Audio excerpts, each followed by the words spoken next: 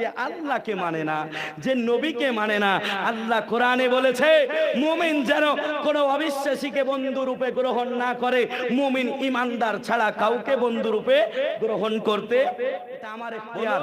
আল্লাহ নিজে বলছেন তাবারাকাল্লাযী বিয়াদিহিল মুলক, আমার হাতে প্রকৃতপক্ষে রাজত্ব। আমি কাউকে দেশ হিসাবে, কাউকে রাজ্য হিসাবে ক্ষমতা দিয়েছি। তবে যদি বেশি বাড়াবাড়ি করো, আল্লাযী খালাকাল মাউতা ওয়াল হায়াতা, জেনে রেখে দাও আমি যেমন জীবনও দিয়েছি আমি মরণও দিতে পারি। নমরুদ বাড়াবাড়ি করেছিল, তাকে মরণ দিয়ে থামিয়ে দিয়েছি।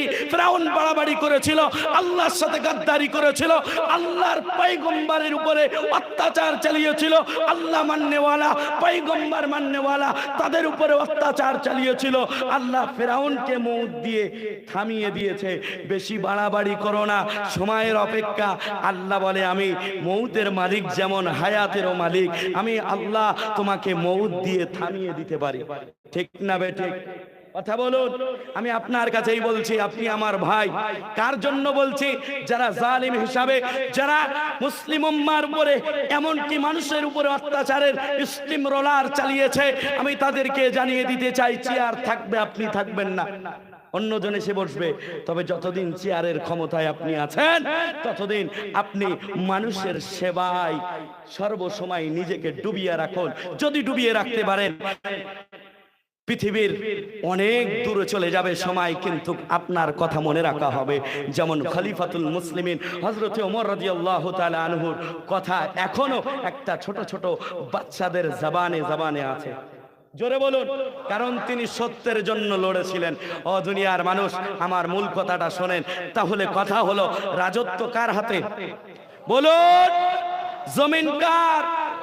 আসমান কার? আল্লাহ এই দুনিয়ায় যা দরকার আমাদের জন্য দিয়েছে। আর আমার আপনার হুকুম হলো ইল্লা লিয়াবুদুন আই লিয়ারিফুন, অর্থাৎ আল্লাহকে চেনা। আমার আপনার দুনিয়ায় পাঠানো হয়েছে আল্লাহর সাথে থাকা, অর্থাৎ সত্যের সাথে থাকা, অর্থাৎ কোরআন হাদিসের সাথে থাকা। সত্য যেখানে, ঈমানদার থাকবে সেখানে। শাইতানির রাজীম। বিসমিল্লাহির রহমানির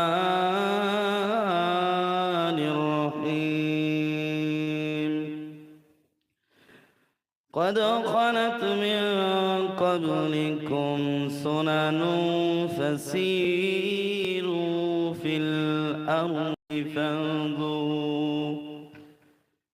فانظروا كيف كان عاقبة المكذبين. وقال النبي صلى الله تعالى عليه وسلم إن الصدق يهدي إلى البر وإن البر يهدي إلى الجنة. وقال تعالى وما زادهم إلا إيمانا وتسليما. درود شريف. اللهم صل على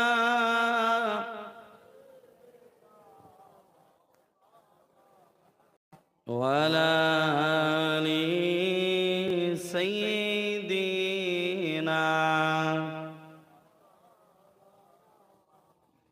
একটু উচ্চ স্বরে পড়া যাবে না?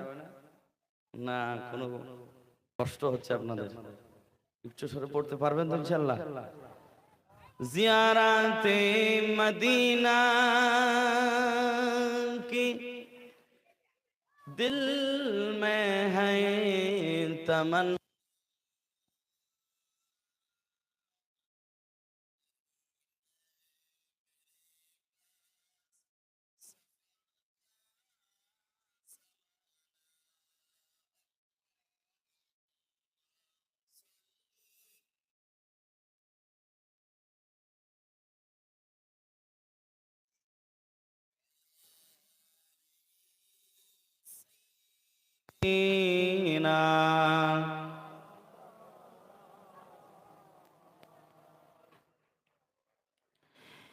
इश्क़ महबूब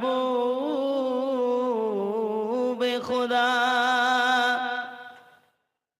जिस दिल में हासिल नहीं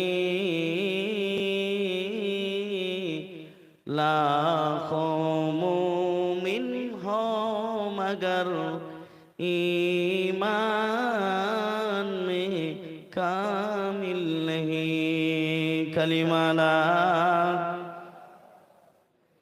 जोरे जोरे बोलुन ला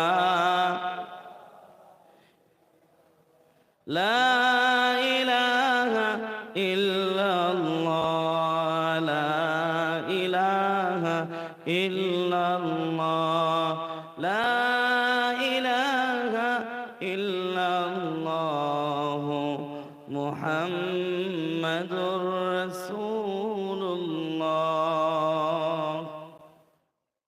সকলে পড়ি সাল্লাল্লাহু আলাইহি ওয়াসাল্লাম। নবীর প্রতি মহব্বত আসছে তো? কি মুসলমান নাই? বলুন না, আছে না? হ্যাঁ না না বলুন।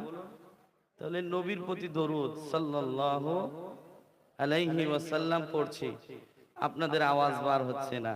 এই আওয়াজে কি চলবে? চলবে কি না? কথা বলবেন না, একেবারেই মুখ বন্ধ। কোনটা বলার দরকার নাই আপনার সাথে, আমার সাথে আপনার কথা বলতে হবে না। তবে এই চুপ যদি আপনি ধরে রেখে দেন, তবে এমন একটা সময় আসবে, প্রতিবাদ করার ক্ষমতা যদি এখন না থাকে, আমি আপনার কাছে বলছি এমন একটা সময় আসবে, রাতের অন্ধকারে আসবে, নিজের যুবতী মেয়েকে হাত ধরে নিয়ে চলে যাবে, নিজের বিবির হাত ধরে নিয়ে চলে যাবে। সেই দিন কথা বলার ক্ষমতা থাকবে না, চুপ দাঁড়িয়ে থাকতে হবে। আমি আপনার কাছে বলছি, জাগুন। আর কতদিন ঘুমিয়ে থাকবেন? জাগুন, সত্যের জন্য আওয়াজ তুলুন। আমাদের ইতিহাস আমাদের পক্ষে যে সত্যের জন্য আমরা যেভাবে ঝাঁপিয়ে পড়েছি, আমরা কোনো সংখ্যা দেখি নাই। সাহাবায়ে কেরাম সত্যের জন্য, কোরআনের জন্য, ইসলামের জন্য যেভাবে নিজেদের জান উৎসর্গ করেছেন, লাখো যুবক সাহাবায়ে কেরাম নিজেদের জান পরোয়া করে নাই। যদি রক্ত দিতে হয়েছিল, সাহাবায়ে কেরাম রক্ত জমিনে ঢেলে দিয়েছিল। তবে সাহাবায়ে কেরাম সত্যের জন্য লড়েছিল।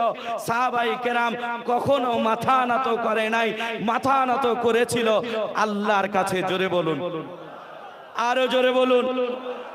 আমি একটুখানি দাঁড়িয়েছি, একটু গরম করে দেব, একটু মজলিসটা গরম করবো, তারপর মাওলানা সাহেব চালাবেন। আমি আপনার কাছে অনুরোধ করেই প্রথমেই বলছি, অল্প সময়ের জন্য দাঁড়িয়েছি, আপনার বিবেকটা সজাগ রাখুন আর আপনার দিল পরিষ্কার করে শুনুন। কারণ আমি আপনি মুসলমান, ঠিক না বেঠিক? আমি ভূমিকা ছাড়া ডাইরেক্ট আলোচনায় ঢুকছি, কারণ সময় খুব সংক্ষেপ। মাওলানা সাহেব আছেন, তিনি বলবেন। তবে আমি অল্প সময় পেয়েছি, এই সময়টা আমি বিফলে দেব না। এই সময়টাকে কাজে লাগাবো আমার মুসলিম জাতিকে জাগ্রত করার জন্য। আমি আপনার কাছেই বলছি, আপনার চিন্তাধারা যেমন, আপনার ভাবনা চিন্তা তেমন।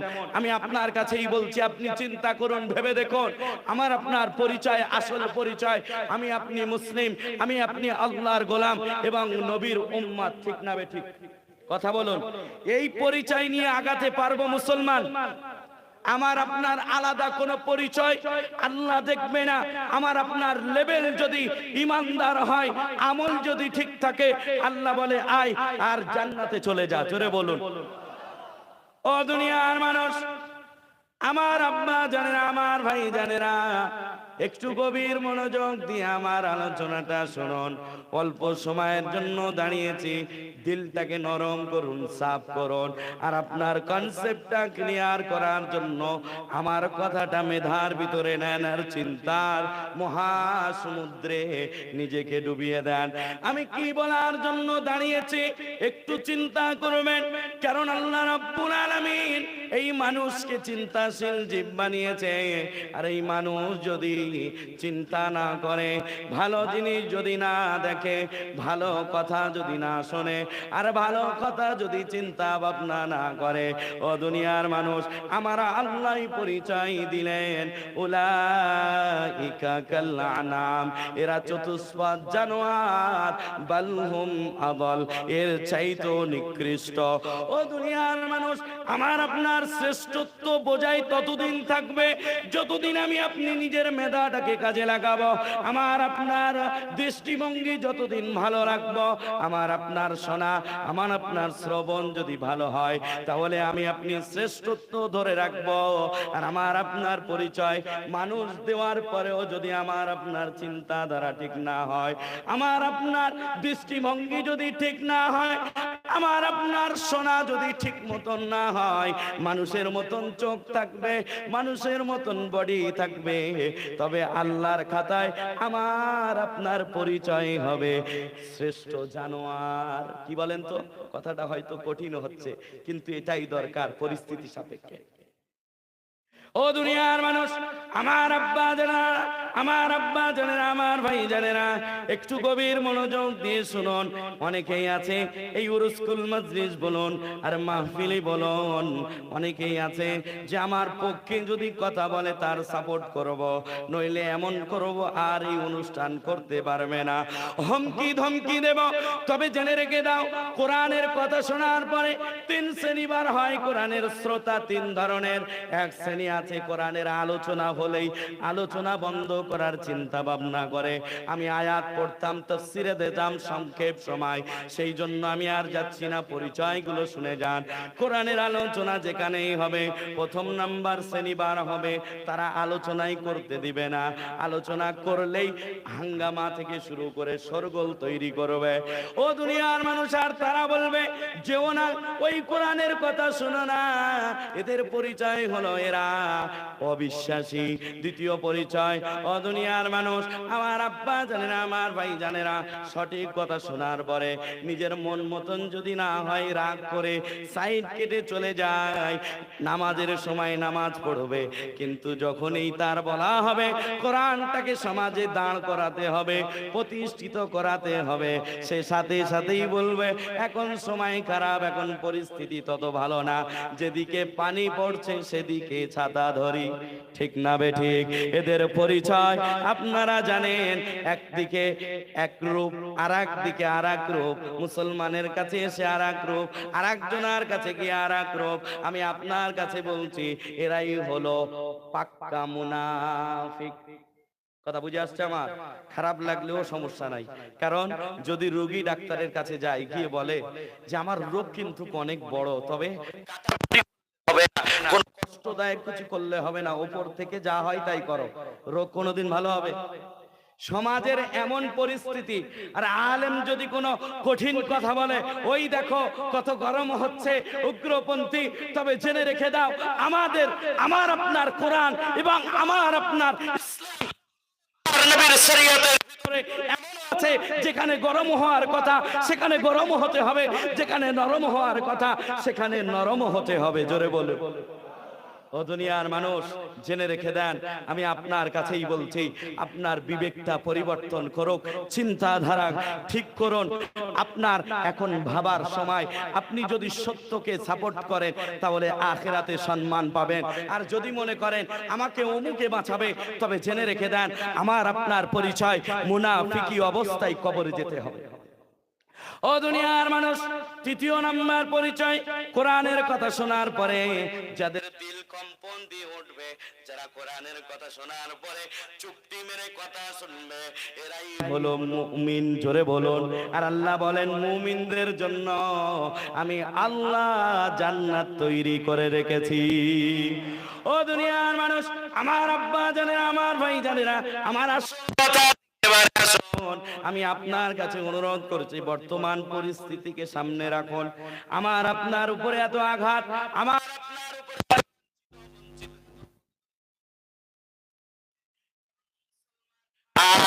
নিজের জায়গায় ঠিক নাই। ঠিক না বেঠি? কেউ সিলসিলা নিয়ে পড়ে আছে, কেউ দল নিয়ে পড়ে আছে, কেউ মতভেদ নিয়ে পড়ে আছে। আমি আপনার কাছেই বলছি, দল সিলসিলা মতভেদ ভুলে গিয়ে যদি ইসলামের সুচিতল ছায়াতলে এসে, দল সিলসিলা মতভেদ ভুলে গিয়ে যদি কোরআনের জন্য, ইসলামের জন্য, আল্লাহর দ্বীন কায়েমের জন্য, নবীর রেখে যাওয়া রিসালাতের জন্য আমরা সকলেই যদি মাঠে ময়দানে নেমে যেতাম, তাহলে কোন কোনো ব্যক্তি আমাদের উপরে গরম চোখ দেখিয়ে কথা বলার ক্ষমতা রাখতো না। জোরে বলুন। ও দুনিয়ার মানুষ, আমার আব্বা জানেন, আমার ভাইজানেরা, গভীর মনোযোগ দিয়ে আমার কথাটা উপলব্ধি করুন। আমি কি বলতে চাইছি একটু উপলব্ধি করার চেষ্টা করুন। ও দুনিয়ার মানুষ, আমি আপনি যদি পরিস্থিতিকে বেলেম করে চুপ থাকি, তাহলে করুণ পরিস্থিতি আসবে। সেই দিন আমার আপনার পাশে কেউ দাঁড়াবে না। আমি আপনার কাছে একটা চূড়ান্ত কথা বলে যাচ্ছে। নবীজি সাল্লাল্লাহু আলাইহি সাল্লাম তিনি নবুয়াত পাওয়ার পরে 40 থেকে 53 অনেক কষ্ট করেছেন, অনেক ক্লেশ সহ্য করেছেন। ও দুনিয়ার মানুষ, শুধু কেবলমাত্র কোরআনকে প্রতিষ্ঠিত করার জন্য নবী উহুদের ময়দানে মার খেয়েছেন, হেলমেট ভাঙার পরে, কপালে লাগার পরে রক্তাক্ত হয়েছেন। আমি আপনার কাছে বলছি, নবীর রক্ত দেওয়ার কি দরকার ছিল? নবীর দান মোবারক শহীদ করার কি দরকার ছিল? নবী যদি মসজিদে নববীতে সাহাবায়ে কেরামদেরকে নিয়ে দোয়া করতেন, তাহলে আল্লাহ মনে হয় দোয়া কবুল করতো না? করতো না? মনে হয় করতো না? ও দুনিয়ার মানুষ, আমার আব্বা জানেন, আমার ভাই জানেনা, নবীজি সাল্লাল্লাহু আলাইহি সাল্লামের কোন দোয়া হাত তুলে নবীর ইচ্ছা অন্তরে পোষণ হয়েছে, আল্লাহ কবুল করেছে। নবীজি সাল্লাল্লাহু আলাইহি সাল্লাম ময়দানে গিয়েছেন, নবী রক্ত দিয়েছেন।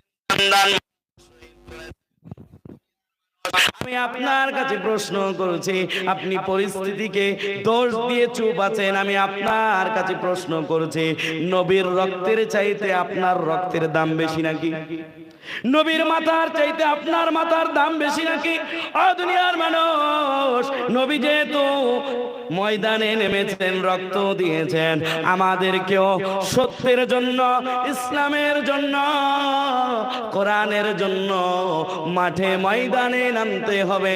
আর আমরা যদি সত্যের জন্য, কোরআনের জন্য, নবীর রিসালাতের জন্য মাঠে ময়দানে নেমে যাই, তাহলে বেঈমান রাস্তা খুঁজে পাবে না পালানোর জন্য।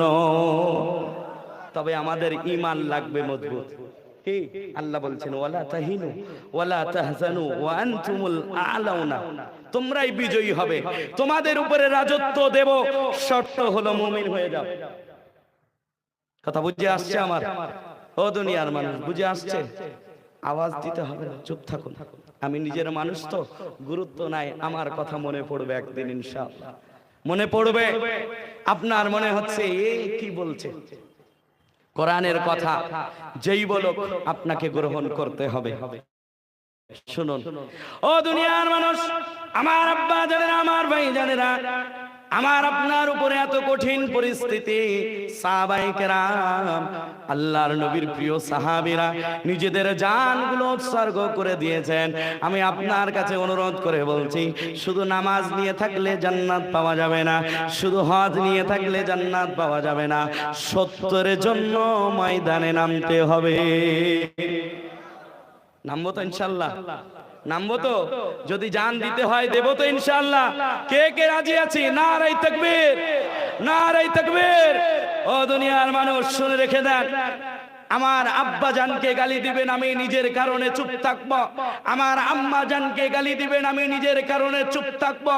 তবে মসজিদ, মাদ্রাসা, গোরস্থান এবং দ্বীন শরীয়তের উপরে যখন আঘাত আসবে, আমি কেন, প্রত্যেক মুমিনের ইচ্ছা হলো কাফনের কাপড় মাথায় বেঁধে ময়দানে নেমে যাবে।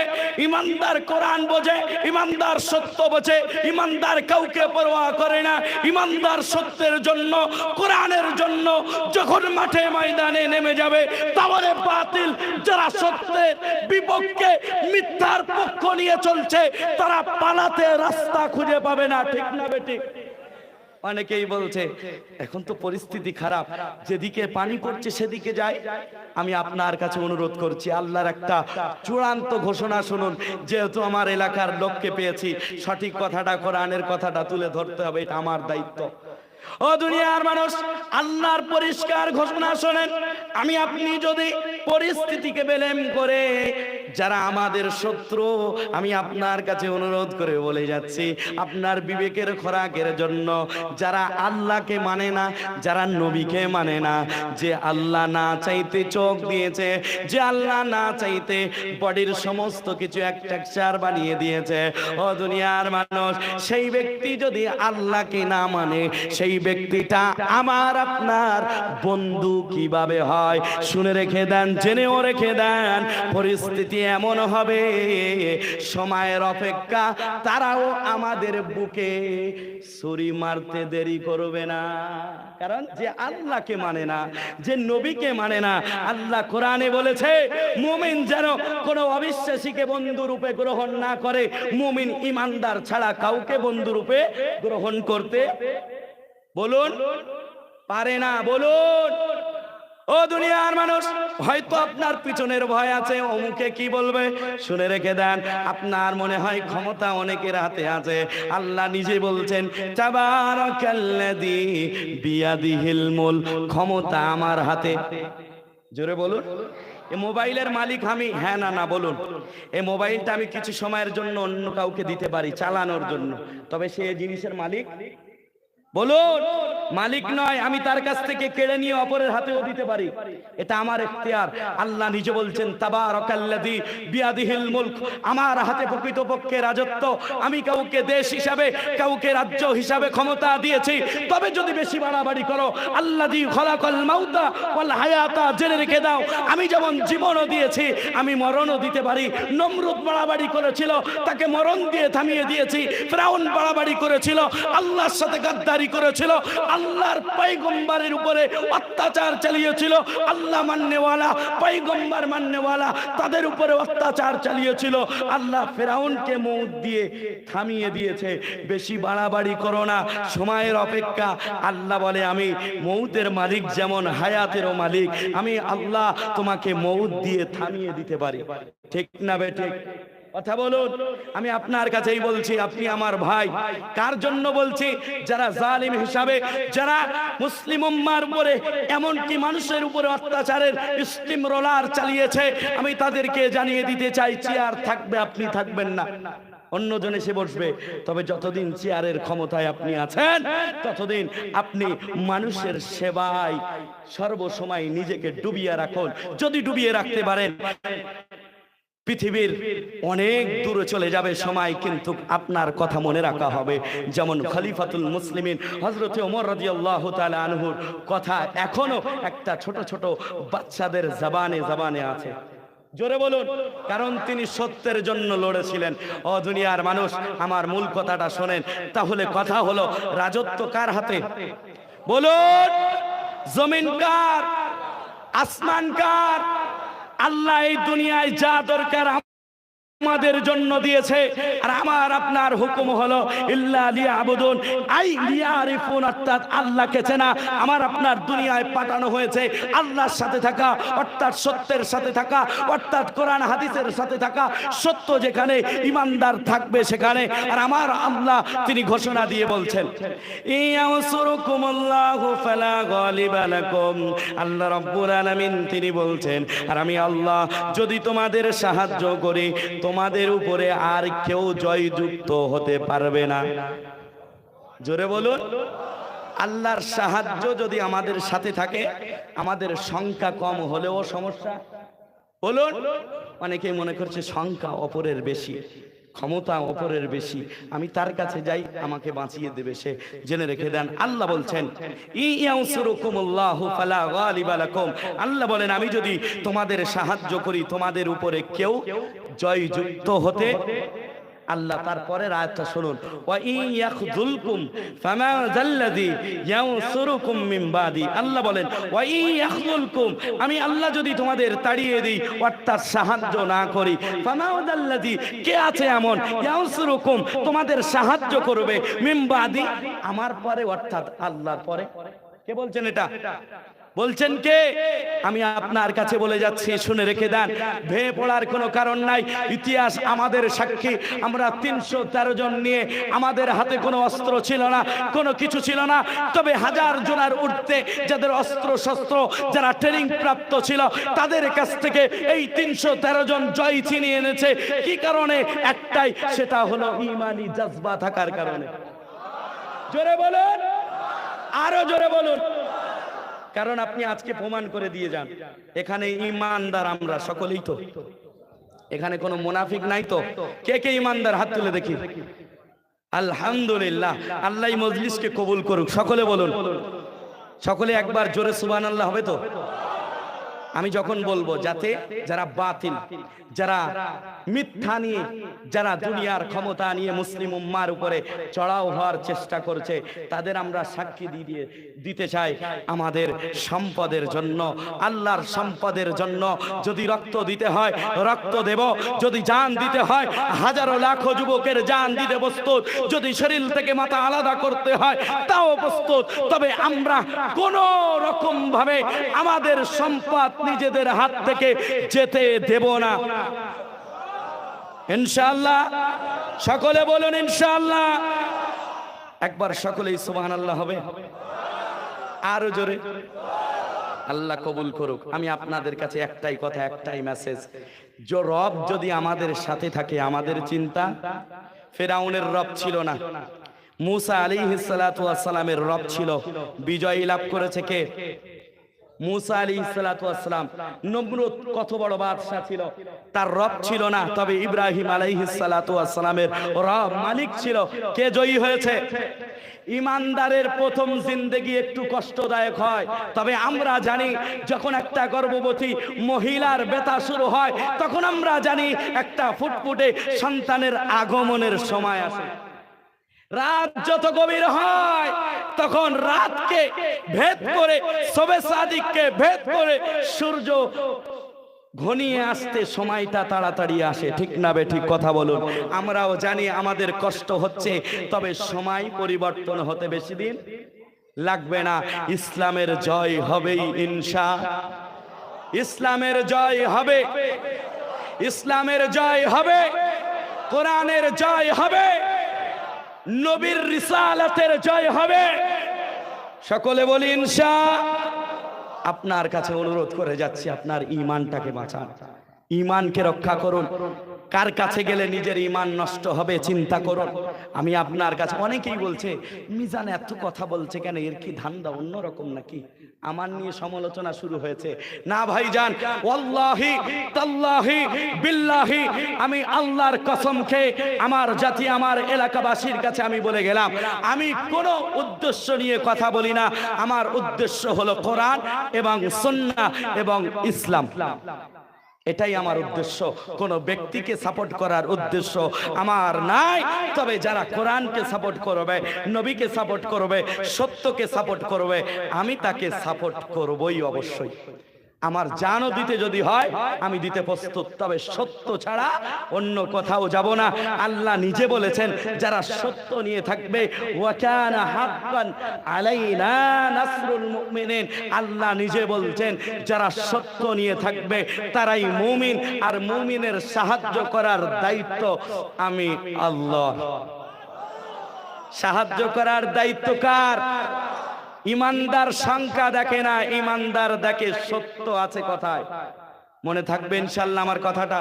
বলুন ইনশাআল্লাহ।